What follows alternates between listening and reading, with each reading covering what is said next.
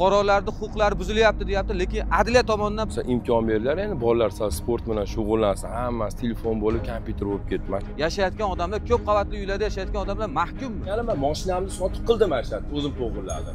Mana hozir mana yerga uyni qurishar ekan, mana u yo'lga parkovka qilib qo'yish, buzishdan oldin sayus paytda. Farg'ona viloyat hokimiga ham shu narsani aytib o'tdim.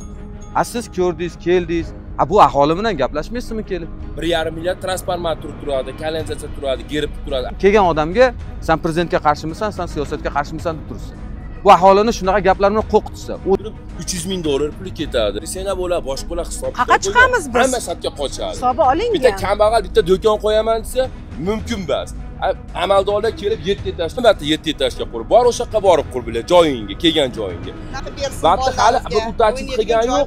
3 kishi, 4 kishi bir-biriga oldi sotdi qilib yuborishdi. Bitta o'zimni o'ylamayman, men bular meni jitillarim. Men bular bilan qo'ni qo'shaman. Nima uchun men bularga kirib aldab-sudab qo'l qo'ydirib berishim kerak? Yo'q, hisob kitobi bilan.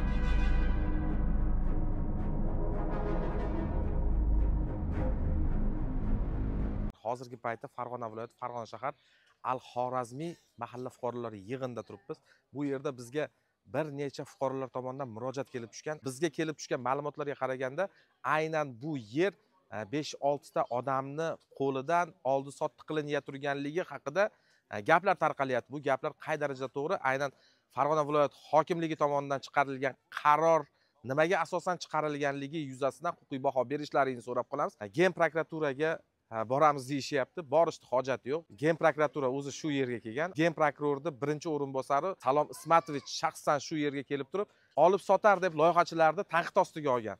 Nurafshon ko'chalaridagi qurilmalar loyihasiz qurilganligini biz tushunib yetdik. Yig'ilish jarayonida loyihasiz qanday qurilishi mumkin domlar? Loyihaga asosan smeta qilinadi.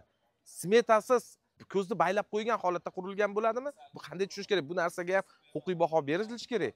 Qanday qilib hujjatsiz dom qurishi mumkin? Hozirgi paytda mana aholining noroziligini keltirgan holatda qanday qurishi mumkin? Bunga ham huquqiy baho berish kerak. Qachongacha hamma joyimiz dom bo'ladi? Qachon qarasak bolalarimiz telefonda, noutbuklarda o'tirishadi. Bu qay darajada to'g'ri bu narsa?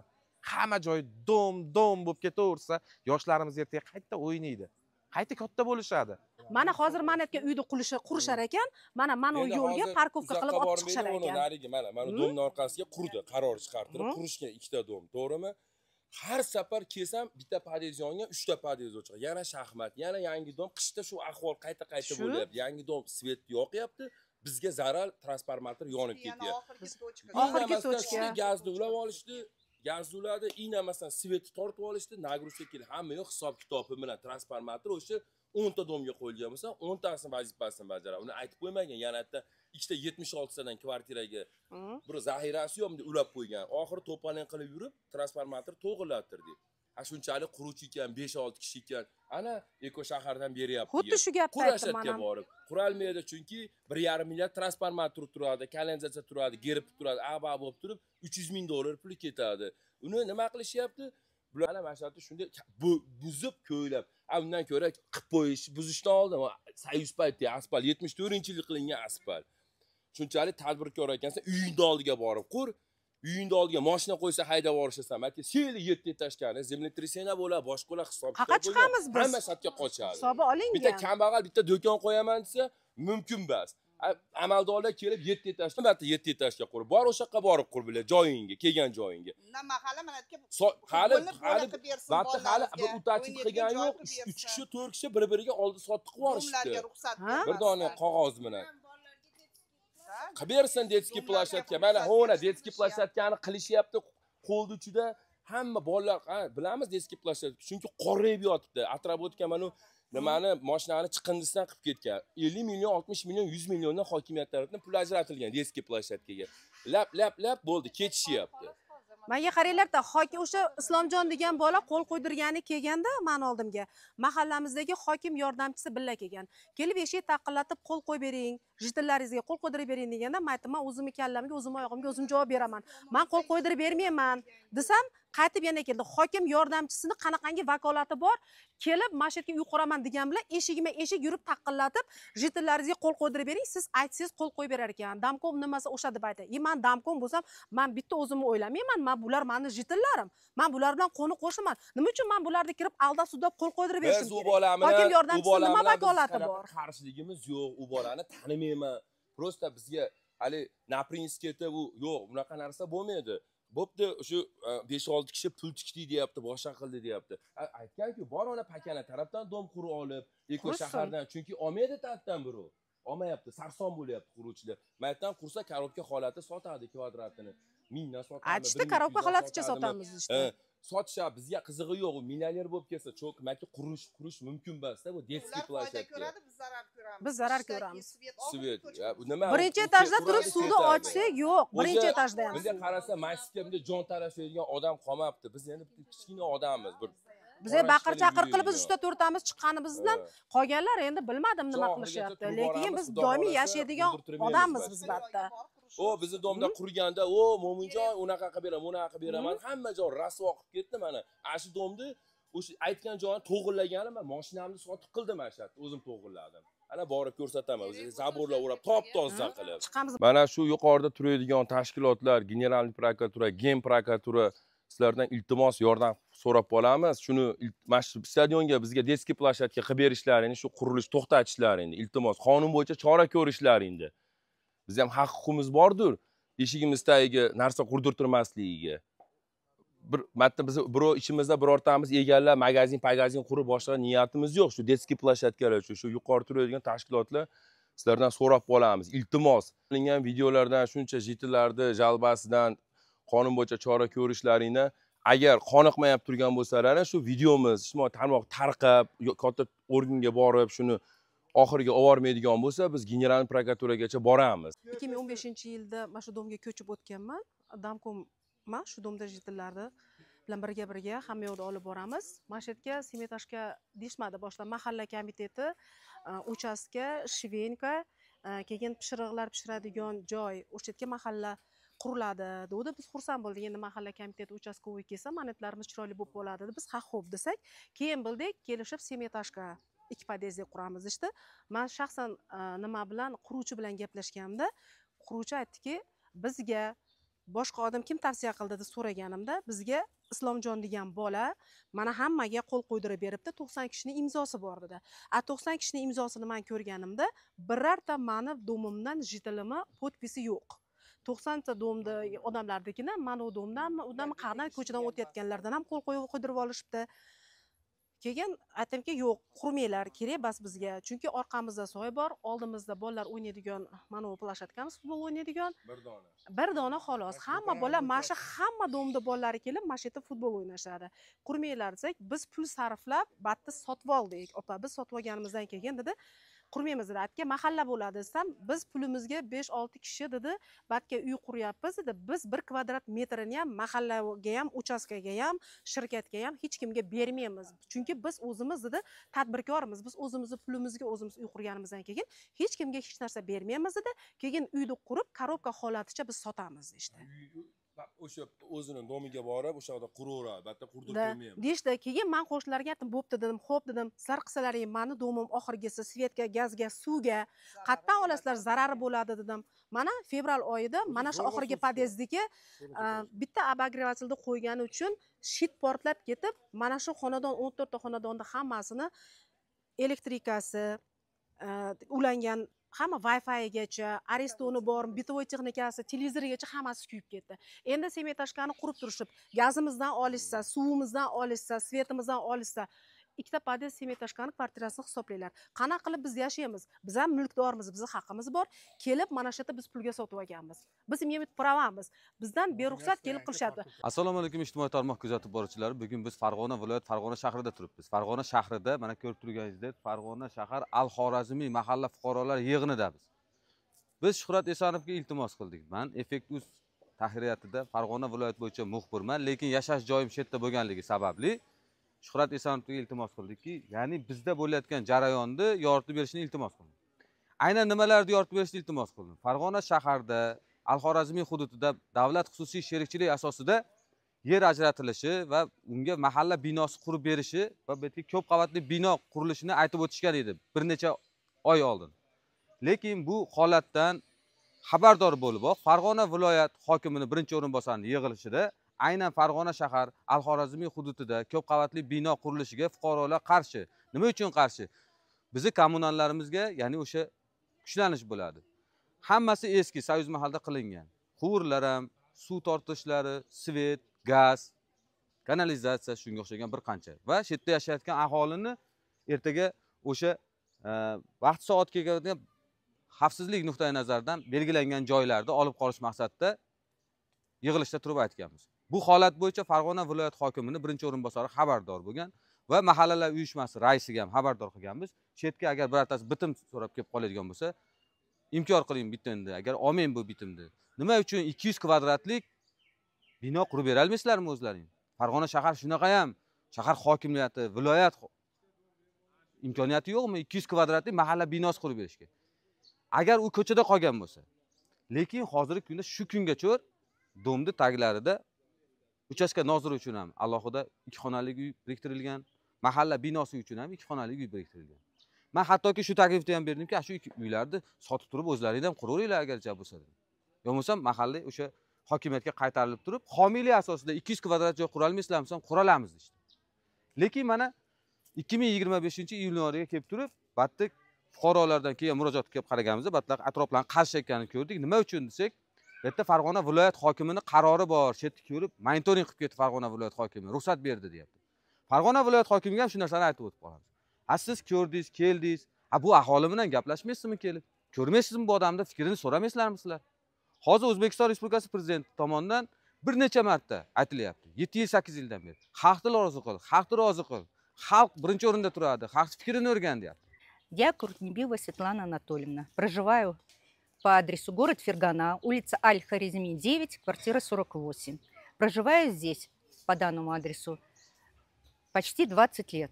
Узнали, что собирается в нашем дворе на футбольном поле детской площадки строить многоэтажный дом. Причем 7-этажный, сказали.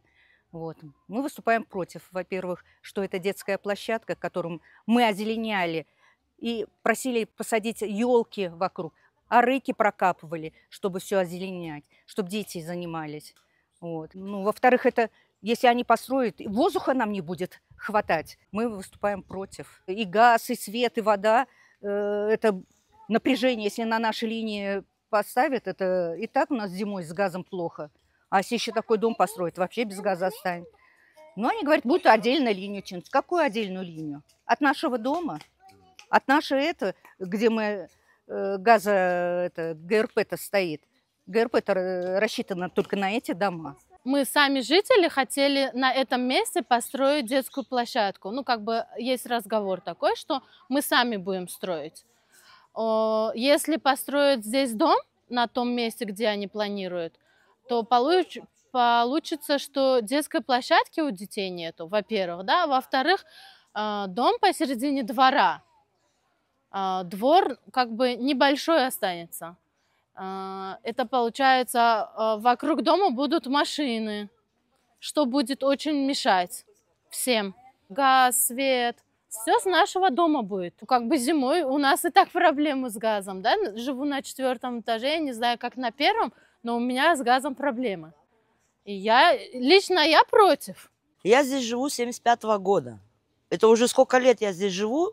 По жизни вот это было... Площадку здесь у нас жил один турок-месхетинец, которых погнали в 90-х годах. Вот это футбольное поле делал он. Всю жизнь это футбольное поле было для детей. Сейчас, во-первых, я вообще не понимаю, вот и куда здесь поставить этот дом, для чего он здесь нужен? Farg'ona shahar Jomiy ko'chasida motib kelamiz. Dom tushyapti, biz qarshimiz o'rta bunga. Soyuz paytida qilingan детский площадка, buni birov kelib o'nab qo'ygan joyi o'xshatib shipiramiz, yamaymiz, boshqa qilamiz. Kichkina bolachalar shu yerda to'p tepishadi. O'zi qolgan shu Farg'ona bo'yicha shu bir dona stadion qoldi. Shunisi imkon beringlar, endi bolalar sport bilan shug'ullansin, hammasi telefon bo'lib, kompyuter bo'lib ketdi. Mana shu yerga pasdan o'zimiz bolalar to'p teptiramiz, yugursin, boshqa qilsin deb.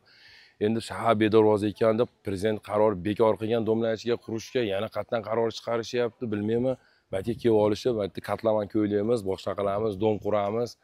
Bag'da mahalla komiteti ham yugurib kelibdi, mahallaga joy beradi. Mahallani joyi bor-ku o'zi, nima qiladi yana joyda? Bu joyda nima qiladiki, mattan joy bersa sotib olishami kvartirani? O'shunga endi qonun bo'yicha chora ko'rishlarini so'raymiz, so'rab qolamiz yuqori turgan tashkilotlardan. Ana archa ekilgan milliard pul sarfladi, televizorda aytyapti. Endi archa ekilsa, qaror chiqarsa, ko'ylab archani ko'chirib tashlash kerakmi? Hasharchalarni o'zimiz sug'oramiz. Постоянный qaraymiz. Shu endi gapiradigan gapim. Mana jitillar hammasi qarshi, mana bolalar bor, shu bir dona stadionimiz bor. Ertaga balki dom tushsa qayerda o'ynashadi, shu savol qiynaydi. O'zbekiston Respublikasi prezidenti ham xalq birinchi o'rinda deb turgan bo'lsa, Farg'ona viloyat hokimi o'zi domlar orasiga dom tushmaydi deb turgan bo'lsa, lekin kelgan odamga sen prezidentga qarshimisan, sen siyosatga qarshimisan deb tursa, bu aholini shunaqa gaplar bilan qo'rqitsa, o'zini emin erkin yashashiga qo'yishmasa, endi mana shunaqa qazilmalar qilib borayotgan paytda biz ekologiyani chaqirdik, ekologiyaning xabari yo'q. Kelganda bitta o'sha qatla o'tkazayotganda 23 ta archa bor, 5 ta ko'p yillik chinor daraxtlari bor. Endi eng ayanchlisi mana shu ko'rib turgan joylaringizda bu beton qoplama emas, asfalt qoplama bilan qoplangan. Hozirgi kunda O'zbekistonda mana shunchalik joyni asfalt bilan qoplash uchun byudjetdan qancha pul ajratiladi? Nima uchun? Tayyor joyda biz buzib turib ko'p qavatli binolar qurilishimiz. Hali aytmayman, sizga bir narsani eslatib o'tib qolamiz. Siz to'g'ri, buni ko'rganingizda sizga boshqacha tushuntirishgandir. Iltimos, siz shaxsan o'zingiz qurilish bo'yicha o'rinbosaringizni topshirib bering. Siz tomonidan chiqayotgan qarorlarni, uni ijrosini doimiy nazorat qiluvchi, monitoring qiluvchi shaxs bo'lgandan keyin siz qaror chiqarishingizdan oldin kelib Farg'ona shahar hokimligi tomonidan aloqa xati kelganda joyini kelib o'rgansin, bu aholidan so'rasin. Mayli aholining fikri ikkinchi darajali bo'lib qolgandir ba'zi bir odamlarga. Lekin bu yerda hozir bizni boyligimiz-ku bu asfalt. Bizni boyligimiz emasmi mana archalar, daraxtlar ko'p yillik. Prezident tomonidan monitoringlar e'lon qilingan. Lekin prezident tomonidan e'lon qilingan monitoringlar qayerda ishlayapti? Qurilish uchun ruxsat berishdan oldingi dastlabki hujjatlarda nima uchun bu daraxtlar hisob-kitob qilinmayapti? Va O'zbekiston Respublikasi prezidenti tomonidan biz eshitishimizga qaraganda, har qanday quruvchilar, ular toifalari bo'lishi kerak. Hozir mana fuqarolar aytishyapti, bir nechta odamlarga qo'lma-qo'l bo'lib ketgan. Toifasi bo'lmagan odam taklif beradigan bo'lsa, tashabbuskor tadbirkor bo'ladimi? Ertaga u odamlar uchun yashash uchun bino quradi-yu. Bu yerda yashayotgan odamlar, ko'p qavatli uylarda yashayotgan odamlar mahkummi? Endi mana hozir O'zbekiston Respublikasida 60 kunlik yo bo'lmasa 90 kunlik dolzarb kun e'lon qilingan. Ya'ni seysmologik qurilishlarni nazorat qilish uchun ishchi guruh kelgan. Administratsiyadan, prokuraturadan, bir qancha tashkilotlardan Farg'ona viloyatida qurilayotgan barcha qurilishlarni monitoring qilishyapti. Nima uchun? Hozirgi chiqayotgan qarorlarni monitoring qiladigan adliya ichida yo'q. Farg'ona viloyat hokimi chiqayotgan qarorlarni monitoring qilish adliyani bo'ynida. Adliya har qanday qarorlarni to'g'riligini, haqqoniyligini tekshiruvchi organ hisoblanadi. Nima uchun Farg'ona viloyat shahar hududidagi qurilayotgan davlat xususiy sherikchiligi asosida berilayotgan qarorlarni birorta adliya tomonidan birortasi rad qilinmagan. Shuncha ijtimoiy tarmoqlarda chiqyapti, fuqarolarning huquqlari buzilyapti deyapti, lekin adliya tomonidan birorta qaror tashabbus bilan bekor qilinmadi shu kungacha. Farg'ona viloyat hokimi qaror chiqargan bo'lsa ham. Chunki qarorlar O'zbekiston Respublikasida ancha oldin yer sotilishlar, yer o'sha hokimlar tomonidan ajratishlar, tasarruf qilishlar bekor qilingan. Lekin bular mahalliy davlat xususiy sherikchilik asosida turib, boshiga prezident qarorini qo'yapti-da, qarorni chiqarishyapti. Lekin kimdir boradigan bo'lsa, prezident qaroriga qarshi chiqyapsanmi deyapti.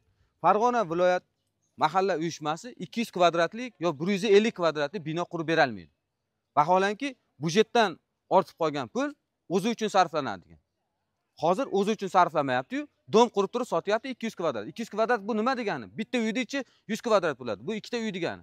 Kerak bo'lsa bitta uyda o'zi 200 kvadrat bo'lishi mumkin. Bitta uyda berib qo'yapti, tadbirkor 7 etajli bino quryapti, shuncha xalq norozi. Ertaga tadbirkorga tegma deyapti hamma. Tadbirkorga tegmasa, qarorlarni birov monitoring qilmasa, hech kim ko'rmasa, daraxt kesib yuborsa, shtraf to'larsa, ertaga nima bo'ldi desa, bu qaror chiqarib mulkdor ekan bu deyursa, unda qanaqa bo'ladi jamiyatda? Lekin ba'zi birga o'sha mansabdorlarni o'z vaqtida qilmagan ishlarining orqasidan ertaga davlatga, jamiyatga va uni boshqaruvchi asosiy markaziy prezident apparaturasiga ishonchsizlik bo'ladi. Shuning uchun administratsiyadan, prezident devonxonasidan va Kamindan, davlat xavfsizligidan, prokuraturadan, barchasi respublikadan ishchi guruh shetda bu holatlar bo'yicha o'rganib chiqishni so'rab qolamiz.